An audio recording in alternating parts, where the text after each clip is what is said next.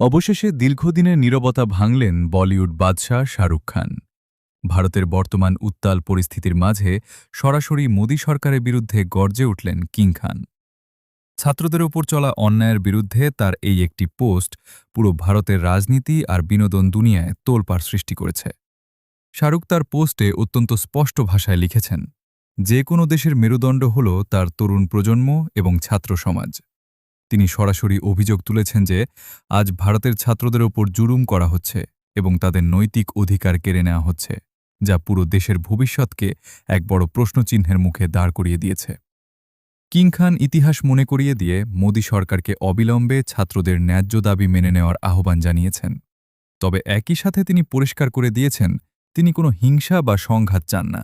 তিনি চান শান্তি, আলোচনা এবং ন্যায় বিচার। আপনারা জানেন, সাধারণত বলিউডের বড় তারকারা রাজনৈতিক বিষয়ে মুখ খুলতে ভয় পান, কিন্তু শাহরুখ খানের মতো একজন গ্লোবাল সুপারস্টার যখন সরাসরি সরকারের নীতির বিরুদ্ধে কথা বলেন, তখন সেই আওয়াজ আর ৫টা সাধারণ প্রতিবাদের মতো থাকে না। এটি পরিষ্কার বার্তা দিচ্ছে যে দেশের বর্তমান পরিস্থিতি এমন এক পর্যায়ে পৌঁছেছে যেখানে আর চুপ থাকা সম্ভব নয়। শাহরুখ খানের এই সাহসী পদক্ষেপ কি ভারতের ছাত্র আন্দোলনকে এক নতুন রূপ দেবে? মোদী সরকার কি কিং খানের এই বার্তার পর কোনো বড় সিদ্ধান্ত নেবে? আপনাদের কি মনে হয়, শাহরুখের এই প্রতিবাদ কতটা যৌক্তিক? কমেন্ট করে আপনার মূল্যবান মতামত জানান।